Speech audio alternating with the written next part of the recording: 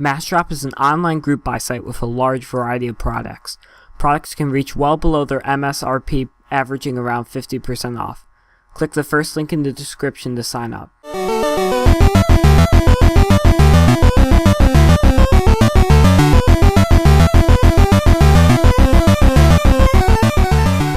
Hello guys, DarkLord Projects here again, and I'm going to keep this short and simple. I simply just had a live test this week, and that's what's going to happen once in a while when it comes to school, so expect some videos to be late, like I've said.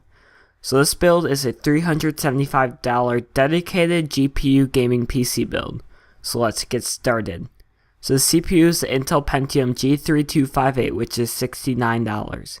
It's 3.2 GHz, it's dual core, and it's Devil's Canyon.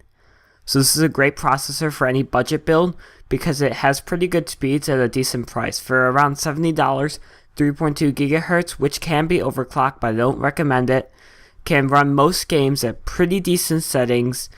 I have this processor and it plays all games at Ultra, but that is with a $750 build instead of a $375 build. It's only dual core, which is fine because most games only utilize 1 or 2 cores instead of 4 cores like most quad-core CPUs, and it's also Devil's Canyon, so it's a pretty new processor. It's been out for a few months, and so far it's been pretty good. So the motherboard is the ASRock H81 Pro BTC, which is $42. It's ATX, it's LGA 1150, it has 1 PCIe slot and 5 PCIe minis. So I've been requested to do more ATX builds, which I'm totally fine with. I understand that's easier to upgrade with an ATX build than a mini ITX or micro ATX. This board is pretty cheap at $42. It isn't designed for overclocking or anything. It's simply supposed to hold the CPU, RAM, and the graphics card with no issues. It obviously isn't the highest quality because it only has a $42 price tag on it. So the RAM is Crucial RAM, which is $37. It's 4 GB, one 4 GB stick. It's 1600 MHz, and it's DDR3. So 4 GB is a little bit lacking when it comes to gaming, but 8 GB is pretty expensive. You're looking at about $75 to $80. Well, this is only $37. So I decided to put that cash towards a better graphics card. So don't expect the fastest performance when it comes to RAM-intensive games or programs, because we only do have 4 GB. Other than that, it's pretty standard RAM. It's 1600 MHz and DDR3, which most RAM is these days. So the storage is the Western Digital Caviar Blue, which is $45. It's 500 GB, 7200 RPM, and it's a 3.5-inch HDD. So this is a smaller version of the Western Digital Caviar Blue 1TB. The drive is about half the capacity, but other than that, all the specs are completely the same. It's a 3.5-inch HDD, which is standard when it comes to hard drives, and it's 7200 RPM, which could boot most games at a pretty reasonable speed. 500 GB does seem kinda low compared to all the 1TB hard drives out there, but you'd be surprised how many games you could fit on a 500 GB hard drive. The graphics card is the Asus Radeon R7 250X, which is $118. It has 2 GB of GDDR5 RAM, it's clocked at 1.02 GHz, and it's very short. The Asus Radeon R7 250X is a little bit more expensive compared to the other R7 250X, but it is technically an OC version of this card. It has an extra gigabyte of GDDR5 RAM, and it's clocked a little bit higher than the standard R7 250X.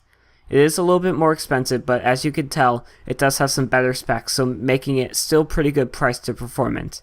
It's also a very short card, but still has 2 fans, unlike the others which only have about 1 to 2 fans. This one does have 2 full fans, so it'll keep the card nice and cool, but that shouldn't be an issue to size because we do have a pretty big case. The case is a Cooler Master Half 912, which is $40. It's an ATX mid-tower case, it's a large case, and it has a good build environment. So this case is on a pretty good sale. It's around $30 off, it's usually around $70. So for a high quality case, for a $40 price tag, which is a pretty good deal in my opinion. But back to the case specs, it's an ATX mid-tower, which is standard for most cases. It's a pretty large case compared to other cases, which makes it easy to build in, which goes into the next thing I listed off. So you should have no problem fitting all of your parts, especially having a small graphics card in this build. There shouldn't be any issues about building this build inside this case. So the power supply is the Corsair CX500, which is $26. It's 500 watts, it's 80 plus bronze certified, and it's very affordable. So this is a known brand name, so the power supply shouldn't really fail on you anytime soon. It's 500 watts, which is more than enough to power this build, and it's 80 plus bronze certified, which will save you a little bit of cash on your power bill. So the overview for this PC build is, it has a dedicated GPU and it's low price.